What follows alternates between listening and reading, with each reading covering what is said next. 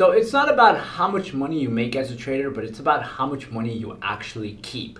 Now, in order to keep a lot of money, you need to learn how to protect your capital. So this is where risk management kicks in. So risk management, in my opinion, is one of the key pillars of successful trading. You have to have everything down packed with risk management. You need to have the proper strategies, proper formulas that you're going to implement to know how much money you should be losing per trade and what is your maximum drawdown.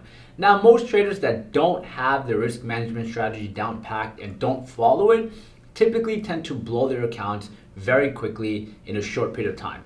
Now, in this video, I'm going to break down a risk management strategy that everyone should implement as traders if they really want to protect their capital and stay alive in this game for the long run.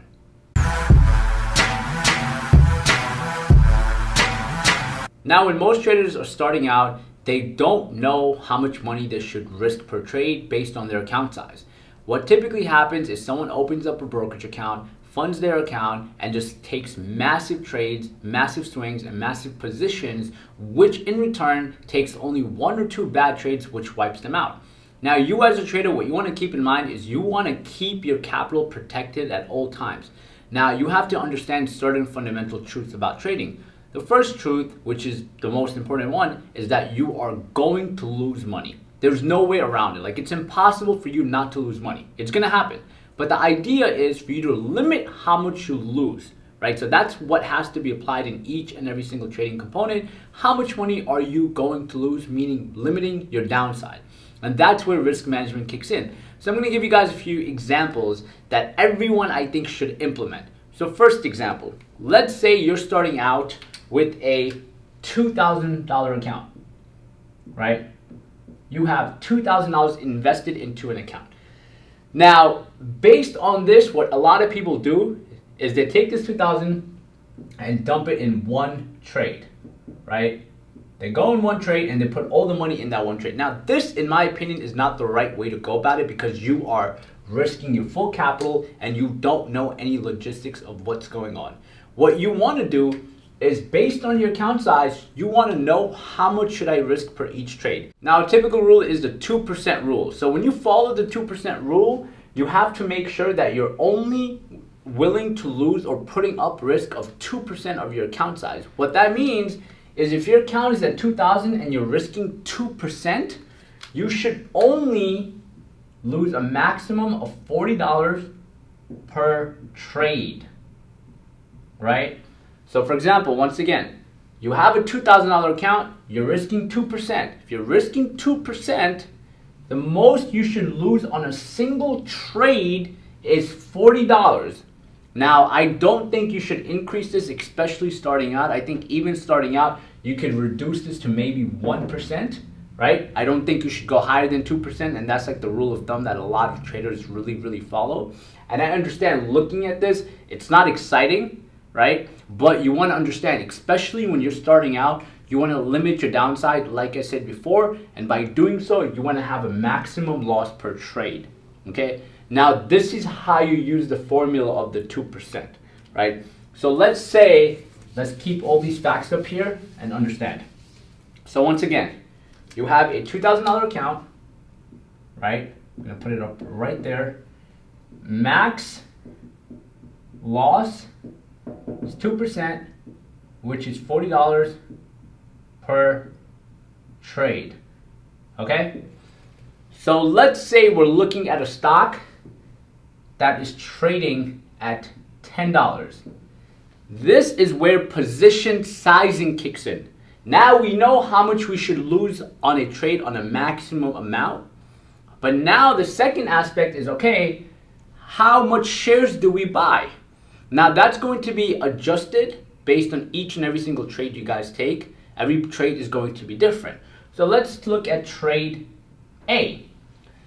Let's say a stock is trading at $10. Now obviously before you guys take any position, I highly recommend that you know the first main thing that should be outlined right off the bat. And that is knowing where you will exit, knowing where you are going to be wrong, knowing where you are going to cut your losses. Like that has to be established right off the bat. If you get into a trade and you don't have that established, don't take the trade. Like, that's the worst thing to do. Don't set that area after you get into the trade. No, set that in the trade before you execute the trade, okay? So $10 is where the stock is currently trading at, okay? Now, before you take this trade, you have to say, okay, what area should I set a stop loss at? What area should I exit at? And this area has to make sense based off price action. Like, you can't just look at a random stock chart and say, I'm going to put a stop loss at $9, $8, $9.20. No, that area has to make sense based on real price action. What is the chart telling me? So in this situation, let's just say $9 is a key area for this stock. Key area meaning every time the stock went to 9, it bounced up. Now, obviously, this is a lot of elementary stuff, and I'm trying to focus on it from a basic aspect. But let's say we're looking at the $9 mark. Now, at the $9 mark, we see there's a lot of support. So we are going to put our stop loss, hypothetically, at, let's say, $8.90, okay? Or actually, just for math purposes, I'll make another video on how to, properly place your stops. But let's just say we put our stop loss at 9. Right, and I'll go over a whole new video on where to place stops. And placing stops that itself is a whole new topic in trading that you must master, knowing when to take a loss, knowing when to exit, right? But let's just say in this area, we are going to exit if this stock gets to $9, right? And the reason we selected 9 is because 9 makes a lot of sense, right? Based off price action. Now, we are risking $1 in this trade. So now the formula or the math that we have to do behind this is to understand that the maximum amount of money I can lose on this trade is $40 based on my account size. So on this trade, I'm losing $1 per share. So all I typically do is I divide the share price, meaning how much I'm losing per trade, by my total trade amount. So for example, it would be me dividing the dollar by my $40 per share, which allows me to buy 40 shares of this stock.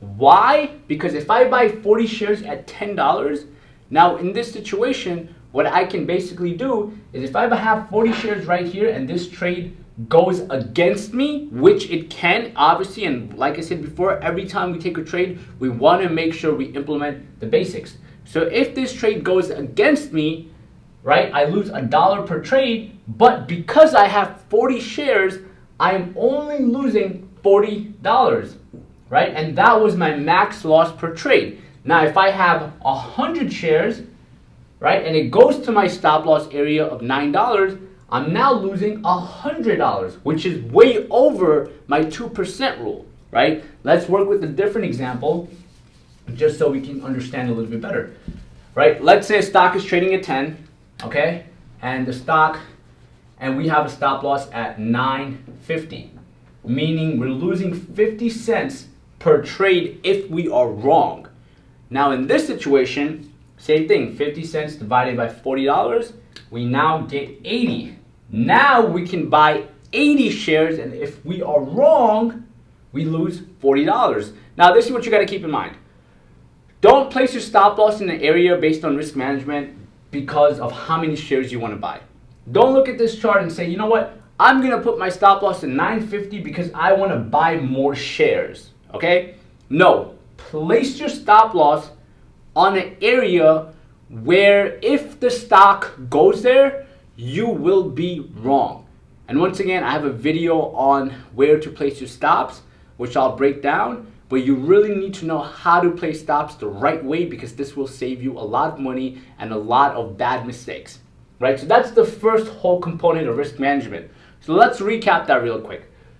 Have a 2% rule, right? Based on your account size. What is the max amount I'm going to lose on my account, okay? Second thing I want you to do, every time you take on a position, understand how many shares can I buy based on where I'm going to exit. So if I am wrong, I am around this area. So what I want you guys to do is comment down below what your 2% rule is. So if your account is at $1,000, that puts you at a 2% loss of $20. If your account is at $2,000, that puts you at $40. I want you to comment that right now so everyone is on the same page and understands what their max loss should be. Now, I understand when we look at this, it sounds very boring because it's like, okay, Umar, I'm risking $40 on a trade, right? And if I'm risking $40 on a trade, what am I possibly making? I'm risking 40, I'm possibly making 80, maybe 120, right? Because it's a 3-to-1 or a 2-to-1 ratio, right? But you have to understand the longevity of this game. The longevity of this game is you always want to protect your downside, guys. If you're not protecting your downside, what's gonna happen is you're gonna end up having major drawdowns, meaning your account equity will go like that in one trade. And if you take a major hit on one trade, that is like the worst thing you can do for yourself as a trader. So keep this in mind moving forward. One of the holy grail things of trading, besides looking at indicators or price action or understanding any of that, is to protect and preserve your capital. Need to learn how to do that and implement it if you really are serious about trading for the long run and making this an actual career. If you guys have any questions, please follow my Instagram. I'm going to post my Instagram right here. DM me. I'll be answering any trading related questions at all there. Once again, if you liked the video, please give it a thumbs up and subscribe to this channel, and I'll see you next time. Thank you.